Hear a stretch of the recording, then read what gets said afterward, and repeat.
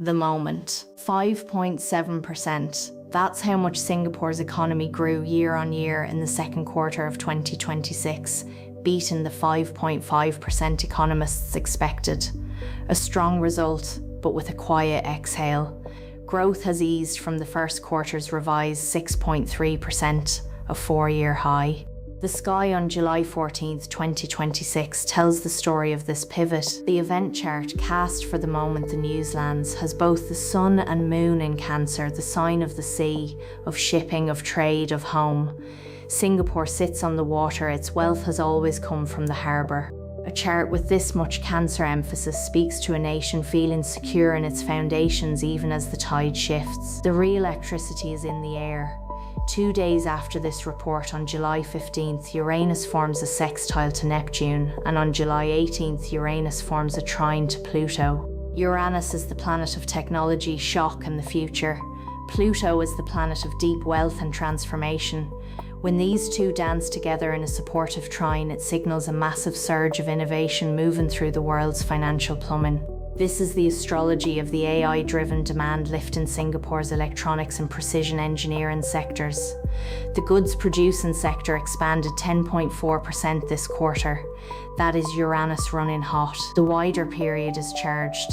The cyclic index, a measure of pressure and momentum in the sky, sits at 833.4, a healthy rising pulse. This is not a quiet summer. The old rules of growth are being rewritten by machines that learn. What it touches. Singapore was born on August 9, 1965. When the current sky touches that founding chart, we see the tension between the boom and the cooling. An awkward angle, called a quincunx, is forming between Saturn, the planet of limits and the state apparatus, and Singapore's Pluto, the planet of deep finance. It is an angle of friction and adjustment, describing the cooling from that 6.3% peak perfectly. The state, specifically the Monetary Authority of Singapore, or MAS, is feeling the need to tap the brakes. Saturn demands structure, it does not like runaway growth. This aspect suggests the government is acutely aware that the boom cannot run unchecked forever. Yet there is validation in the chart. The transiting sun forms a trine, a harmonious flow, to Singapore's Chiron, the point of the wound but also of healing and mastery. This economic result is a moment of pride, a sign that Singapore has successfully navigated a vulnerability. The nation's identity is tied to its economic standing, and this number confirms its competence on the world stage. The most intriguing signature is Pluto sitting right on Singapore's Lilith, a sensitive point associated with hidden power and untamed instinct. In mundane terms, it represents the shadow engine of the economy, the raw, somewhat volatile power of manufacturing and tech demand that cannot be entirely controlled. It is the AI wave, powerful, slightly wild, and driving the bus, even as the services sector slows to a more modest 4.6%. How it rolls forward. This is not a peak, but a plateau before a new climb. On August 12th, a total solar eclipse falls at 20 degrees Leo, the sign linked to gold, speculation and banking. A solar eclipse here acts as a reset button for financial markets and national confidence, illuminating the MAS's next policy decision. With Jupiter, the planet of expansion and banking, forming an opposition to Pluto on July 20th, there is direct tension between the desire to let the economy run and the need to contain excess. Watch for a tightening, or at least a very firm hand, from the central bank in the weeks following the eclipse. The services sector slowdown is the quiet undercurrent. While manufacturing rides the innovation wave, the services sector is the domestic heartbeat. The partial lunar eclipse on August 28th falls in Pisces, the sign of the sea and the collective mood. It may reveal a softening in consumer demand or a shift in global trade currents that could impact Singapore's broader economy. By late August, Jupiter forms a trine to Saturn, the classic aspect of sustainable managed growth. Whatever cooling or tightening occurs after the eclipse will ultimately lead to a more stable footing. The boom times may moderate, but the foundation holds. If I were to pull a card for this moment, it would be the Chariot, a card of momentum and mastery, of holding together opposing forces to move forward.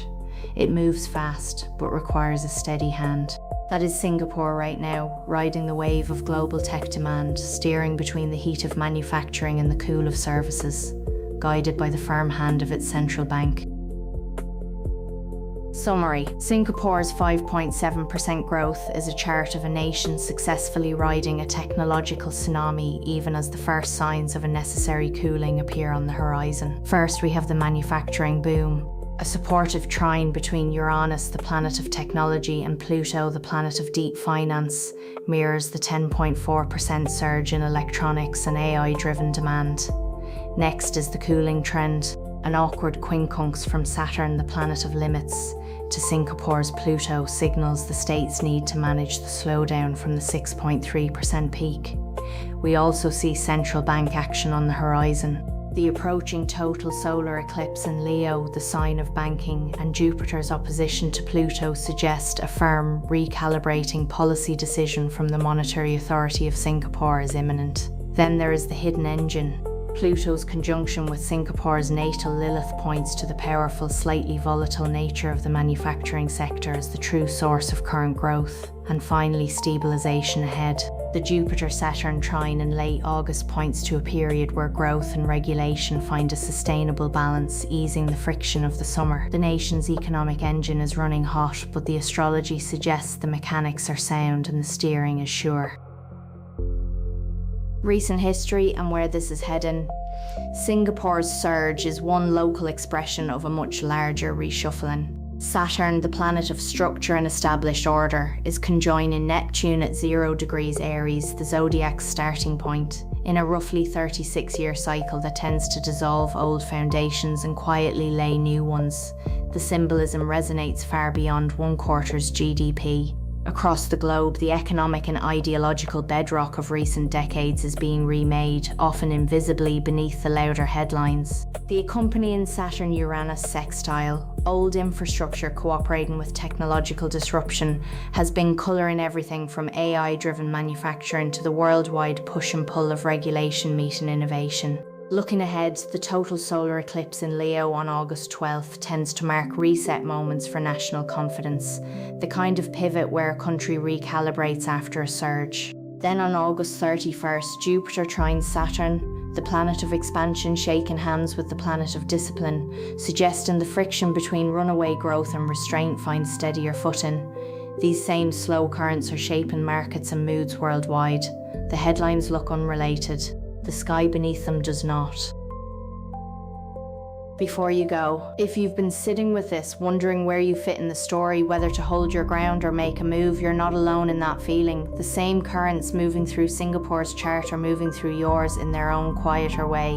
An annual transit forecast at Occultique would show you exactly how, the months ahead, the dates that matter, where the pressure builds and where the doors open. It's one thing to read about a nation's trajectory, it's another thing entirely to see your own life mapped against the same sky. And if there's a decision tugging at you, ride the wave or wait for steadier water, commit to the surge or hold back.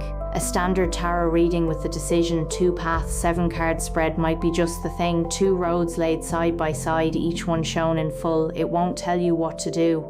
I've no interest in doing that, but it'll show you what each path looks like before you walk it. Both are available at Occultique whenever you're ready, no hurry at all. The sky keeps its own schedule and the question will still be there when you are.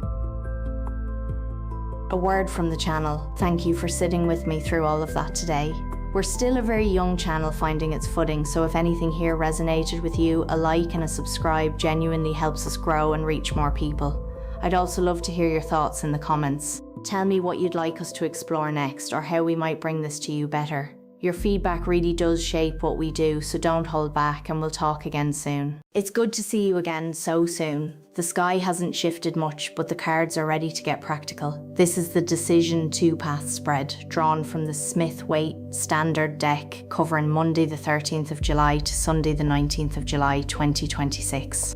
It weighs Singapore's 5.7% economic boom, a surge already catching its breath. The situation/decision, the Magician. The Magician stands at Singapore's workbench. Mercury retrograde in Cancer until the 23rd of July, urging review before action. His old principle, as above, so below, reflects the nation balancing its 5.7% surge against a cooling economic tide. Path A leads to the 10 of Pentacles legacy, Path B to the Devil's shadow engine. Path A, Development 10 of Pentacles. The 10 of Pentacles signifies generational wealth and meticulous systems. For Singapore, this path develops through the precision engineering and services that fueled the 5.7% figure. It mirrors Mercury in Virgo and sits beside the Queen of Wands, whose fiery confidence needs careful management from the Monetary Authority of Singapore to prevent overreach. Path A, Challenge Queen of Wands. Ruled by Leo's fixed fire, the Queen of Wands brings boldness, but her shadow is believing the boom will never cool. With the sun in Cancer, emotional waters can dampen enthusiasm or boil over. She warns, do not let pride outrun the data. Path A, Outcome 10 of Cups. The 10 of Cups carries Mars in Pisces, signalling emotional and national satisfaction, like a rainbow after rain. Yet, with the August 28th lunar eclipse in Pisces softening the collective mood, the tide of growth will ease. Warmth endures only if you don't chase the rainbow past the shore. Path B, Development the Devil. The Devil, ruled by Saturn Capricorn, speaks of chains and hidden appetites, reflecting the Pluto-Lilith conjunction in Singapore's chart, a powerful, slightly wild AI manufacturing surge. Path B develops through attachment to an unrealistic 10.4% growth. Its first step is seeing this illusion for what it is. Path B, Challenge 7 of Cups reversed. The 7 of Cups reversed shows Venus in Scorpio reversed, meaning the fog is lifting. Neptune retrograde in Aries also turns ideals inward. The challenge is to stop chasing every shiny forecast. Between the Devil's grip and the 5 of Cups loss, this card asks, choose wisely or risk losing all.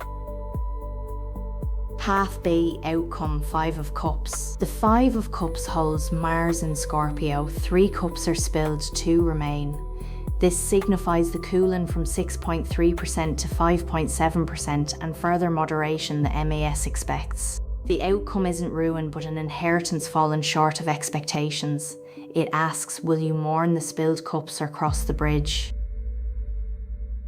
Summary. The two paths are not good versus bad, they are legacy versus appetite, patience versus seduction. The magician still holds both sets of tools, and with Mercury retrograde, the wise move is to carefully assess what's in your hand before deciding which table to set. Whatever Singapore chooses this week, the real power lies in seeing the illusion clearly and refusing to chase a boom past its natural shore. A word from the channel. Thank you so much for spending this time with me today. If anything resonated, a like and a subscribe truly mean the world. This channel is still young and every single one of you helps it grow. I would genuinely love to hear your thoughts in the comments too. What landed, what you'd like explored further, and how I can bring you clearer, more useful readings. Your feedback honestly makes this better, so please don't hold back.